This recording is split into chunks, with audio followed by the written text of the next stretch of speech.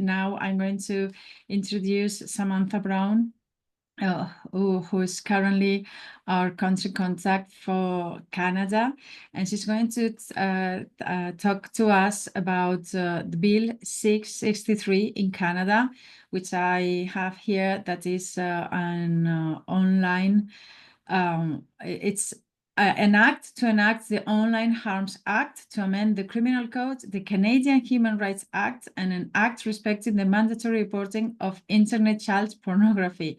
So this is a very huge issue, any amendment to all those acts. So please, Sam, whenever you're ready, the floor is yours. Thank you very much.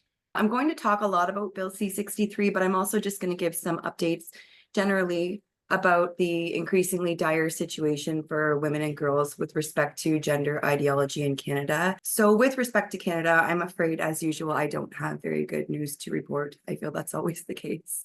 But there are always some little pieces of light shining through, especially because of all the strong women here that are fighting.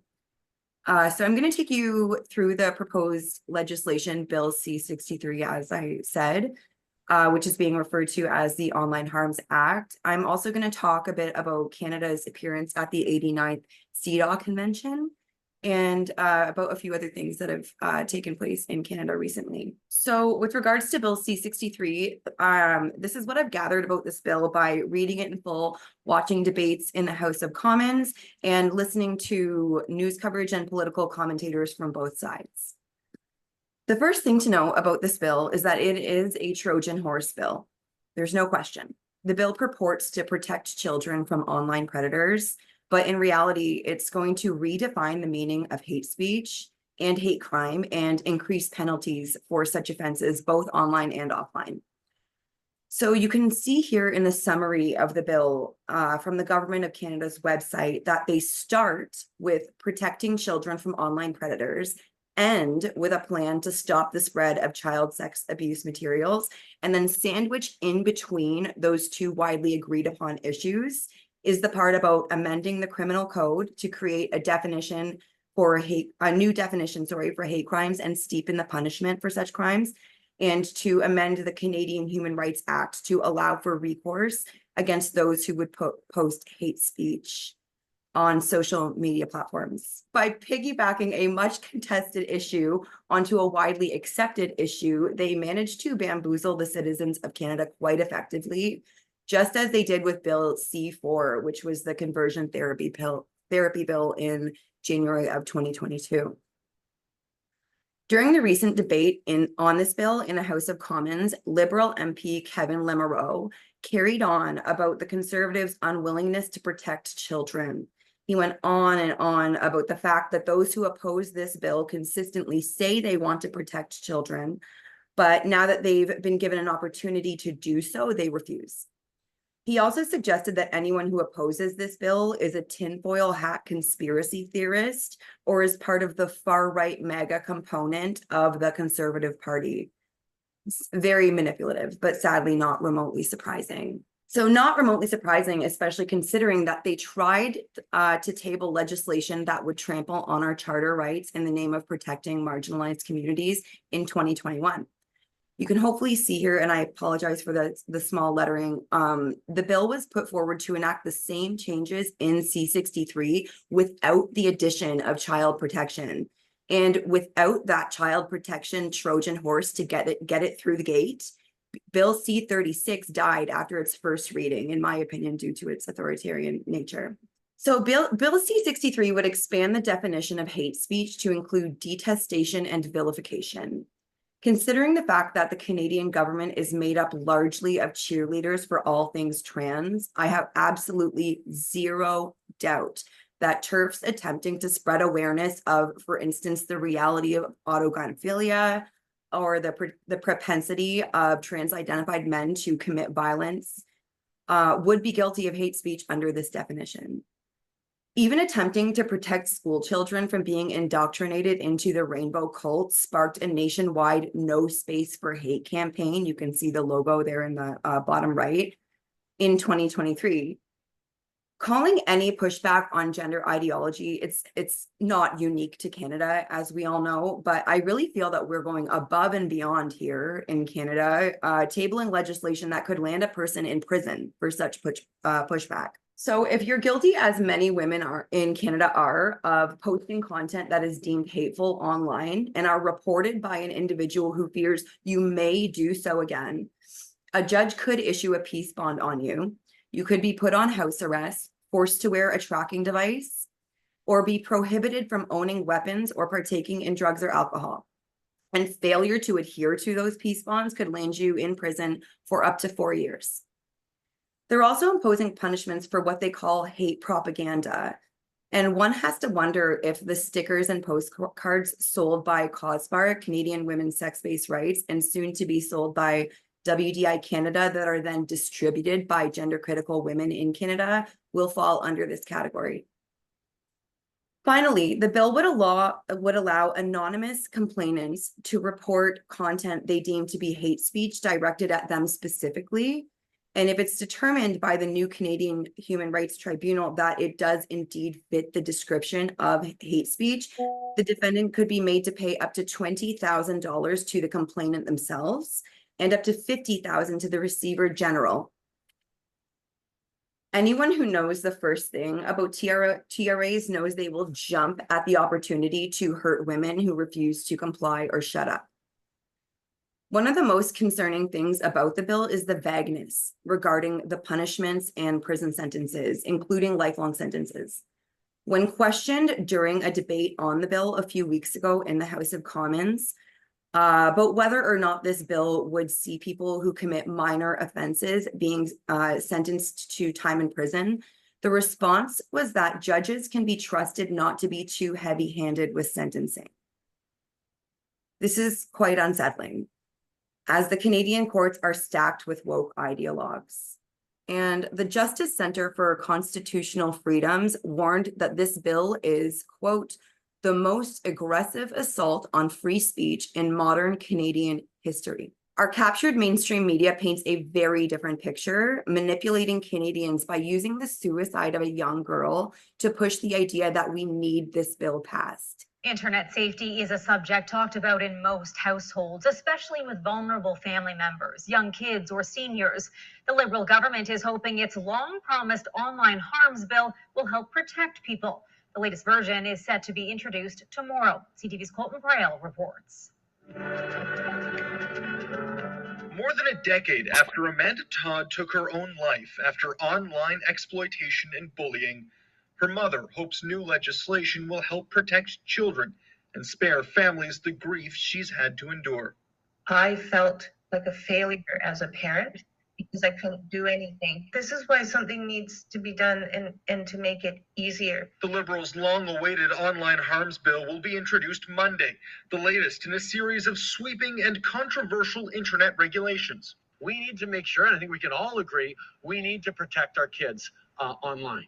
The proposed bill is aimed at online companies and expected to target hate speech, terrorist content, child exploitation, and the sharing of non-consensual images, both real and AI-generated, all with a significant focus on child safety. And these are large companies, none of which are based in Canada, and we have to have some teeth to be able to compel action, or we'll just be ignored, basically. The Conservatives say it's an attempt to censor Canadians, while others hope for even stronger digital protections than those expected in the bill. So this is the kind of coverage that the average Canadian is being exposed to about C-63. It sends the message that only a monster who doesn't care about children committing suicide would oppose this bill.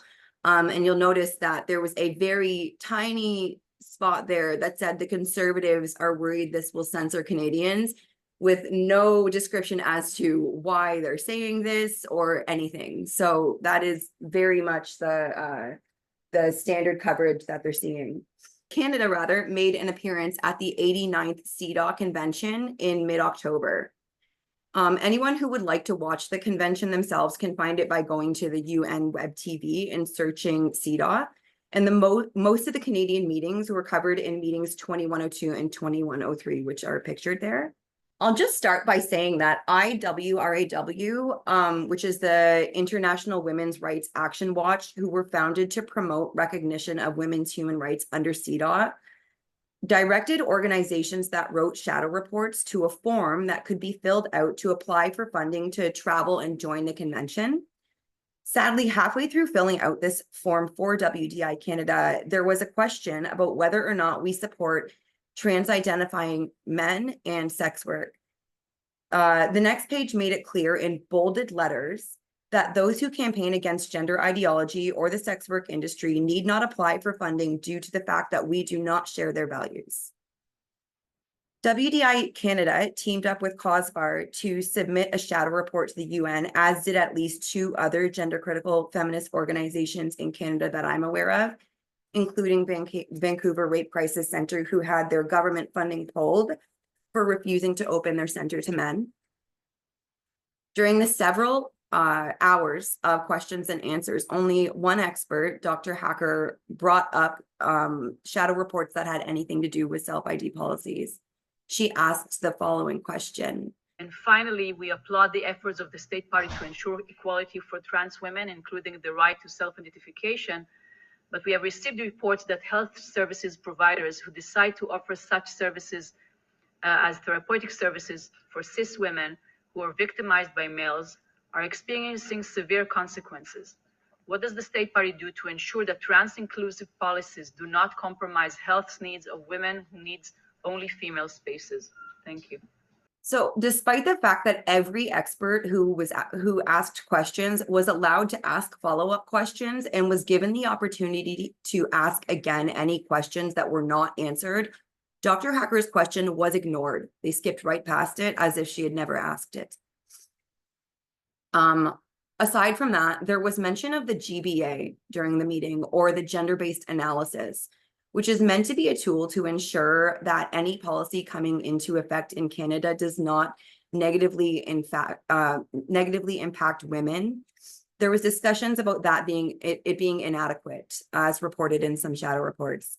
Sadly, despite the fact that it was brought to the attention of experts in at least one shadow report, ours, there was no mention at all of the fact that the federal government has refused to release the GBA on C-16, which is the bill that put self-ID into effect in Canada.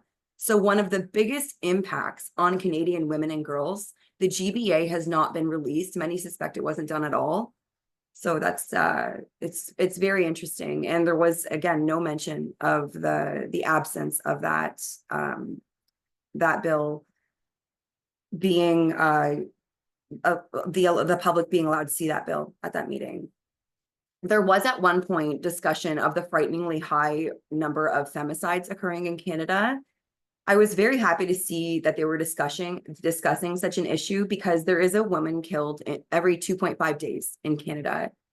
Unfortunately, when the Canadian delegate answered the question, she started by stating, "There is no nationally or internationally understood definition of femicide, but the widely understood definition is the murder of women or gender diverse people." This was a ridiculous thing to say, especially since there has not been a trans-identifying person murdered in Canada in years, and multiple women are murdered here weekly. I found that very insulting to change the definition. And finally, the expert from, I believe, Australia questioned the Canadian delegates on the status of Bill C-63, which I described earlier, and pressed them on pushing this bill through as quickly as possible. The delegate who answered her question assured her that the government has labeled the bill a high priority, and they're moving as swiftly as they can with it. Overall, I can't say I was surprised with the way that the CEDAW convention went, but I had very much hoped that with several shadow reports coming in describing the CEDAW violations with respect to Canadian women's sex-based rights, that there would be at least a few experts who would press them on it. Heather Mason, who is an advocate for women's sex-based rights, and more specifically for keeping prisons single-sex in Canada, is raising funds to help pay for the cost of the activism needed to raise awareness of the situation incarcerated women in Canada face since the passing of Bill C-16. which again is the bill that allowed for self-identification in Canada. The funds will be going towards stickers, flyers, banners, protests, and travel expenses. And Heather, this is very interesting. Heather will also be offering honorariums to women who are incarcerated with men who self-identify as women for filling out surveys about their experiences. I'm very thrilled that Heather is doing this. I can tell you from my personal experience, speaking to Canadians in general, and more specifically proponents of self-ID, people are generally, they have no idea that this is happening at all.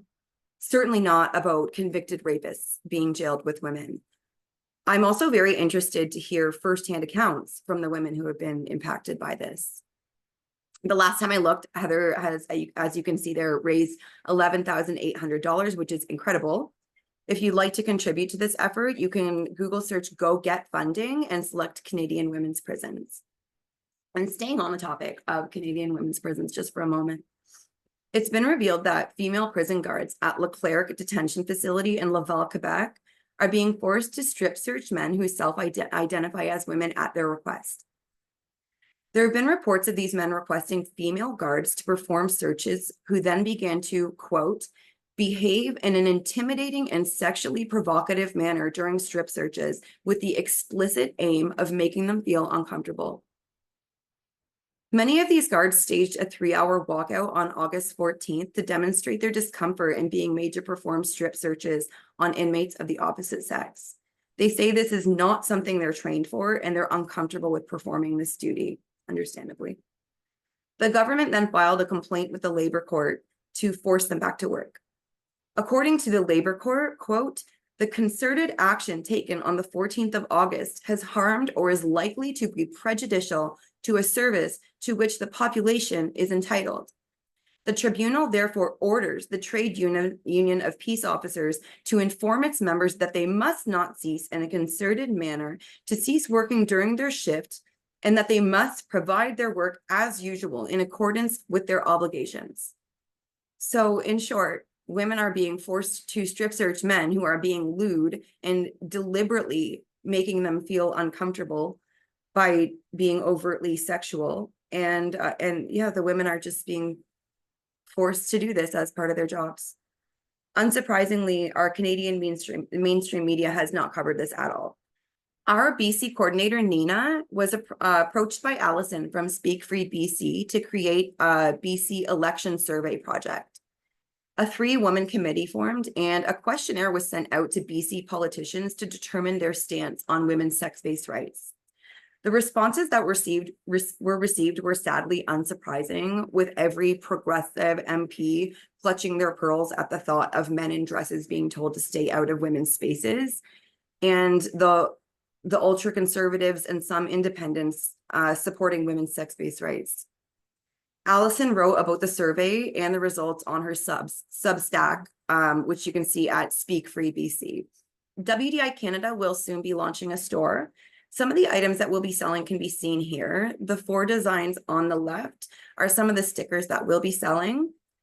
There will also be t-shirts that are pictured there, as well as other designs. And on the far right is on the right-hand side is the front of our postcard. The back is going to feature the 9 articles of the declaration with an invitation to visit the website and sign the declaration. Again, we're not quite ready yet. We're almost there, and I wanted to just share with you some of the items we'll be selling to raise funds and continue our advocacy efforts here in Canada. So Canada's aiming to make it clear throughout Canada and indeed the world that Canadian women are true, north, strong, and female. I did just want to make one last note that there will be a protest on November 1st at the German embassy in Ottawa against self-ID coming into force in Germany. If you are in or near Ottawa, please join us from 11:30 to 1:30. Again, it will be at the German embassy. There will also be protests in Montreal and Vancouver at the German consulates. If you'd like to attend, please email me at canada@womensdeclaration.org or message me on Twitter at WDI Canada.